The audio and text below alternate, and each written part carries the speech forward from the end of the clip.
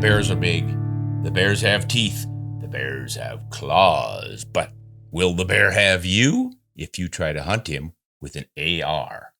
We're going to answer that question on today's Ron Spomer Outdoors. We have Joseph Von Benedikt with me to debate the value of an AR-15 or 10 for bear hunting. We're going to cover it all. Is this a smart idea? Because, Joseph, I get all sorts of comments from my readers and my listeners and my viewers who say, why don't you advocate for the AR for hunting dangerous game, especially bears? Because you've got so many shots and they're so fast. What's wrong with that argument? Well, it's an understandable argument because you could say that the AR-15 and its predecessor, the military versions, were really designed for hunting the most dangerous game on earth, right? Enemy humans. Yeah. Okay. And so if they're good for that, why wouldn't they be good for hunting other dangerous game? The main difference, of course, is body size. And also weapon type. You're talking hooves and claws and teeth and horns. Yeah.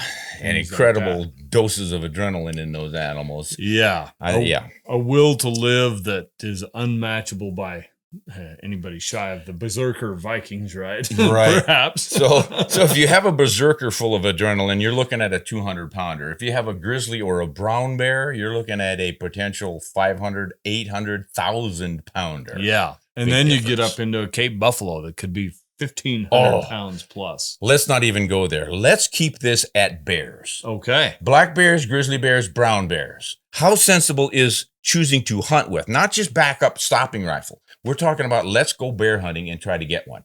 Let's go with black bears first. Can you get away with an AR-15 for hunting black bears? Absolutely. In fact, some of them are very good for that. I've got friends that use the 6.5 Grendel on black bears every year, and they claim it works really well.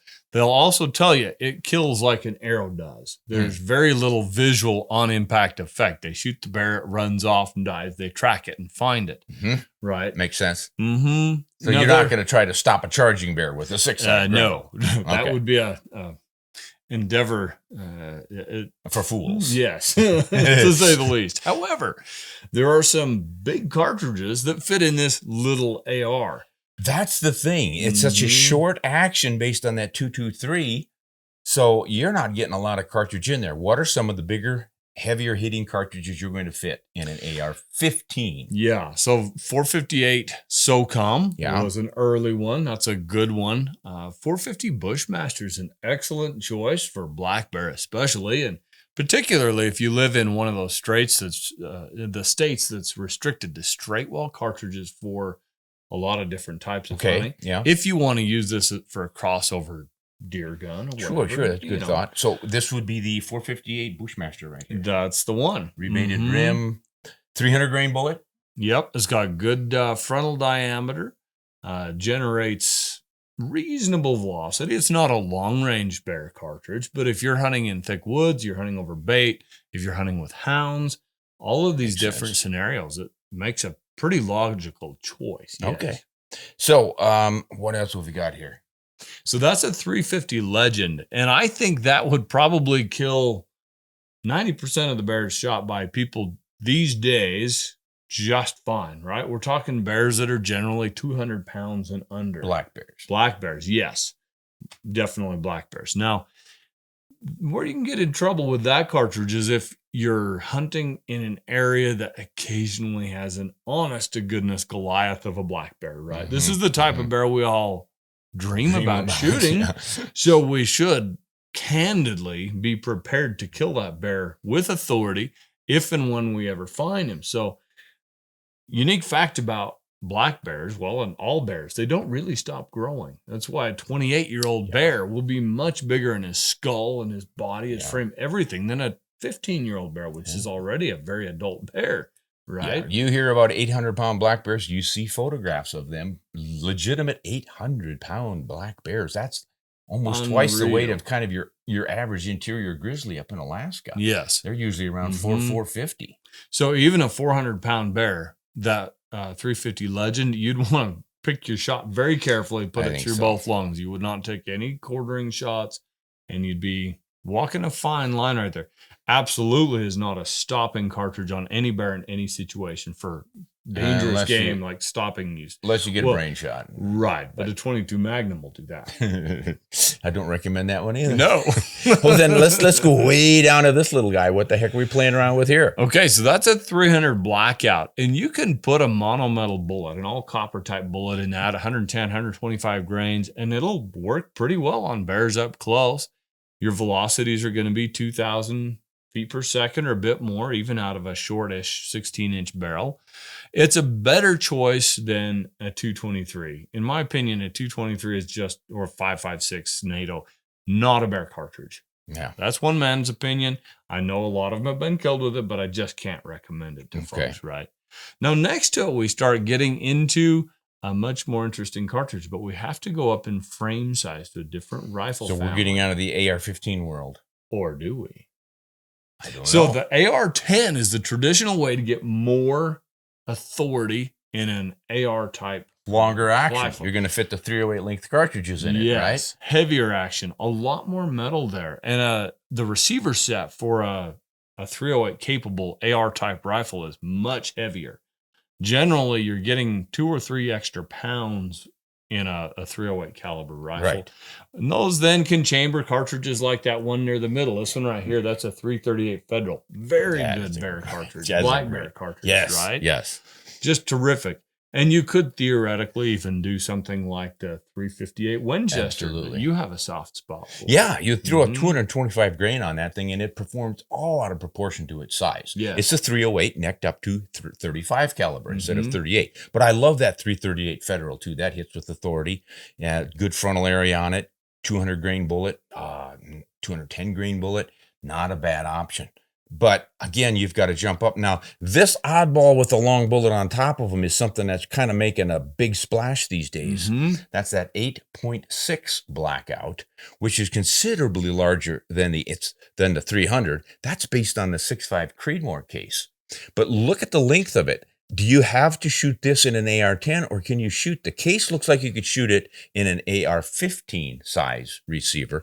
But with that long bullet on there, there's no way it's going to fit. No. You're going to have to slow down your bullet. And I think what they're doing with this 8.6 is they're shooting really long, heavy bullets rather slowly, but they're going with both momentum and that incredible 1 3-inch twist for the spin rate. Yeah, it's a very unique cartridge that we're still learning a lot about. I think it's a really unique and cool idea.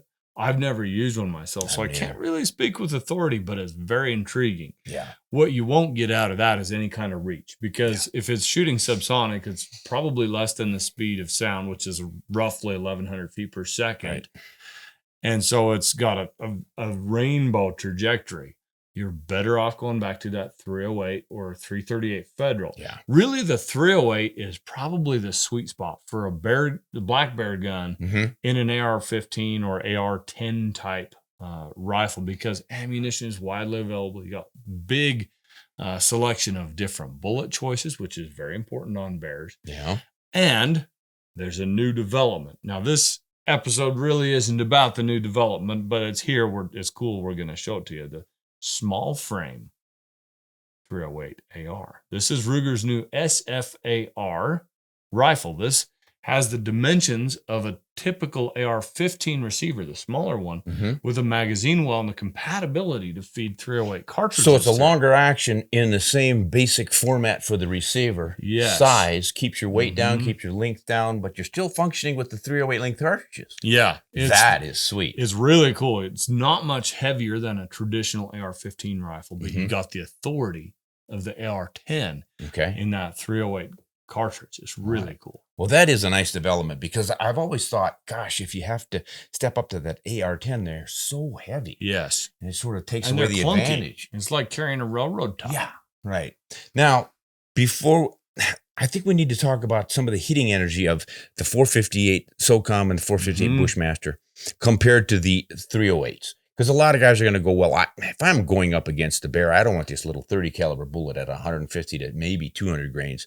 I want this big 300 grain bullet on top of this 45. And that can also bring us into the bigger bears, where you kind of need more. Which of those is going to get us best? So if we talk energy numbers, what do you find? As I remember that 308 throwing a 150 grain bullet, because that's kind of your average deer, what guys use. You're looking at 2,600 foot-pounds of energy. That's probably out of a 24-inch barrel. Yeah. So out of what do you got here? 18-inch barrel? 16-inch barrel. You're going to lose roughly about 250 feet per second? Yeah, 250 to 300 perhaps. Yeah. So you're down in that 2,250, 2,300 foot-pounds of energy range. 458. So SOCOM I haven't used, but the 458 Bushmaster I have, and I'm remembering right around 2,000, maybe 2,100 foot-pounds of energy. Yeah. And that's launch speed of around, 1,400?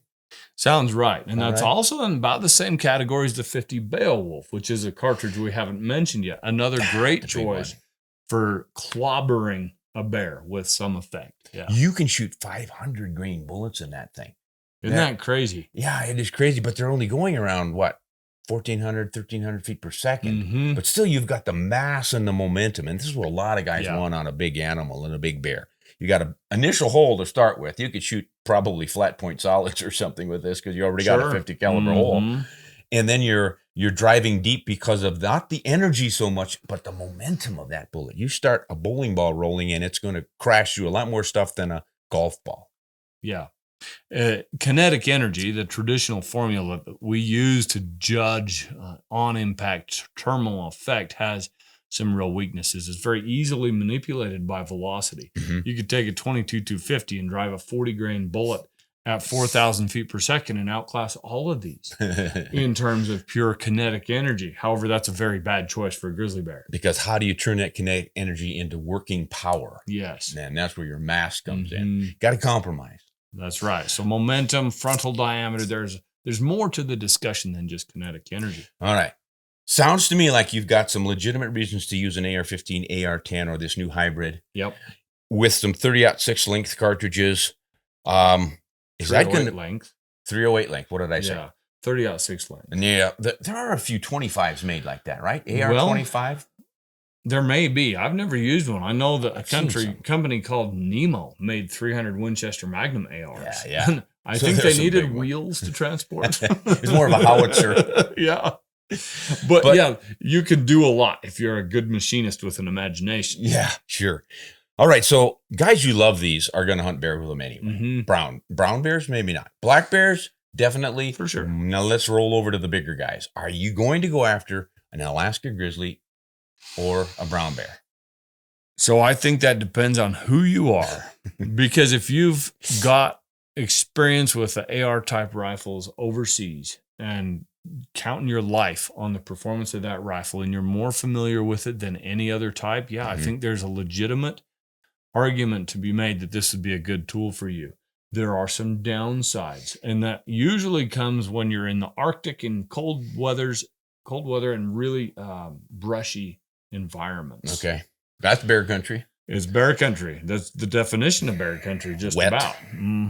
So I imagine you're going to have, since you've got all these moving parts, here's what they say. The more moving parts there are, the more complicated things there are, the more chances there are for something to go wrong. Yes. And the guys will tell me, oh, my AR is so easy to strip and clean and I can keep it running all the time. But I don't know. It gets icy. It gets rained on. You get some ice frozen up inside of that action. What are you going to do to get it to function? You may not. It's actions like this are susceptible to moisture and freezing temperatures. You think about it. I could be totally wrong here, but I don't know of a war that we've fought where our soldiers were consistently in sub-zero temperatures with their rifles. With not since World War II with the didn't exist in World War II, right? Yeah, right. So anyway, that's really hasn't been interesting. tested. Yeah, it's an interesting way to look at it. But I know that if you get ice built up on cartridges, it causes an issue because that just a spring trying to chamber that thing, right? Or if you get ice inside your buffer tube and all those moving parts in there, it doesn't take much when you're in a humid environment with a little bit of wind and blowing moisture and then plummeting temperatures for ice to permeate a rifle action. With a bolt action or a lever action, you can use human brute force to close that action. Get it to go into battery and it'll usually fire. That often is not the case with an AR type firearm. All right. Now, you and I are buying that. I'm sure there are a lot of AR lovers out there who aren't. They're saying, Yeah. I'm sorry, but I know how to run this thing and it runs beautifully for me, so I'm going to take it anyway. We've already decided he can find some adequate cartridges for the black bears. Mhm. Can he find them for the grizzly and the brown bear? You know, I think if you were using, certainly for the interior grizzly bears, yes. If you're using something like the 50 Beowulf, the 458 SOCOM, the 450 Bushmaster, you know, with correct bullet choices, probably the least powerful or potent of those three. But if you use a heavy bullet of fairly tough construction, you don't want a deer bullet designed to mushroom real big, because you won't get the penetration you need on that, folks. But I think with one of those cartridges, yes, you could authoritatively kill a grizzly bear. I think you could even stop a grizzly bear that's coming at you if you have, you know, a good deep penetrating bullet and a lot of rounds on tap. That is a good point, and I get that a lot from viewers who comment, why wouldn't I want to use my 308 with a good controlled expansion bullet, a hard bullet, and a 20-round magazine or even a 10-round magazine rather than a bolt action with which I might only get out 2 or 3 shots? Sure. With this, it's just bang, bang, bang, bang, bang, bang. And guys who really train with them and know how to run them can do that. Yeah. So other than the oops, it jammed issue, which according to the users who have a really dependable tool, it doesn't happen, they're going to use it. I think it's probably going to work. I think you're right. And I have to say this, I've hunted coyotes in some very cold temperatures and my ARs ran. But I was obsessive about keeping snow and ice out of those actions. Did you dry lube them too? Yeah. Yeah, you got to go with the dry lube because it's got to get pretty cold to freeze up some of the oils and the gun oils these days. But you want a lot of lubrication on your auto loaders. So, but I will freely admit I'd rather have a 308 with 20 rounds of, say, 165 grain Barnes triple shock bullet and a bear coming at me than, you know, 2 or 3 rounds in a 300 Winchester Magnum, as long as I'm real sure that rifle's going to run. That's the big kicker for me, because I have seen them go belly up. All right. So it sounds like we're not really completely decided on this AR for bears issue. What, if you had to come down to it, what's your final summation? Give it to us in a couple of sentences. I think it's an outstanding black bear gun. You do. For certain situations, hunting over bait, hunting with hounds, spot and stalk in relatively thick areas where you're not going to be taking 400-yard shots. Okay. Right? I think it's really good for that. Personally, I would choose something else, a bolt action or a lever action to go to Alaska. Grizzlies. Particularly for grizzlies or brown bears. I don't think I would choose to use one of these for brown bears in any case, unless I just didn't have any other option. You know, this is going to sound weird, but I think you could talk me into it with the 338 Federal or 358 Winchester and an AR-10 or this hybrid right here, lighter weight. I like that. And the right bullet. I think I would go brown bear hunting with a guide, with a good big bore backing me up, and the nerves and the knowledge and the skill to use it. Yes. And that's a very important caveat, folks. If you've got somebody backing you up that you trust and he's swinging a real sledgehammer, you can try stuff that you may not attempt on your own. Yeah. And you certainly wouldn't want to do that intentionally to back up another hunter as a professional big game guide. I wouldn't think. And I don't know of any professional master hunters, guides up in Alaska who back people up with an AR, but maybe there are some. I haven't hunted with all of them. Yeah. If you're one and you're seeing this, please write in and tell us what you use, why you use, and why it works for you. Yeah. And as long as we're inviting people to comment and write in, let us know what your experiences have been with the ARs and these various cartridges on bears. I know someone's going to write in and say that they use the little blackout, 300 blackout on black bears, like lights out. Sure. I don't doubt it. I don't doubt it. But someone else is probably going to say, no, I tried it and it didn't work. So it's always fun to get a little more information from people who've been out there, done it with these different cartridges. But the one that I'm really interested in is the 458, either one of them, against the 308. Because that 308 Winchester with the right bullet, you've got such high sectional density with that longer bullet. I think that offsets some of the lesser weight. And if you go with 180 grain or even a 200 grain. You might have to hand load. It's pretty hard to find a 200 grain bullet in the 308s, but they're out there. I think you might do just as well and or better. Like to hear from anybody who's used it. Yeah. And one thing the 308 will always have that those others don't is more reach. At 250 yards, it's still a legitimate cartridge, accurate, going fast enough to expand a bullet. The 458 SOCOM or the 450 Bushmaster, 50 Beowulf, they're that's close range stuff. Yeah. All right. That sums it up, guys. We're looking forward to hearing from you. Let us know what we got wrong here. Let us know what we got right. And let us know your opinion and your experiences. And we'll maybe address all of that stuff next time down the road. So thanks for tuning in. Good luck with your bear hunting and your bear defense with whichever rifle and cartridge you choose to use. This is Ron Spomer with Joseph Von Benedikt of the Backcountry Hunting Podcaster. Check him out. Until next time, hunt honest and shoot straight.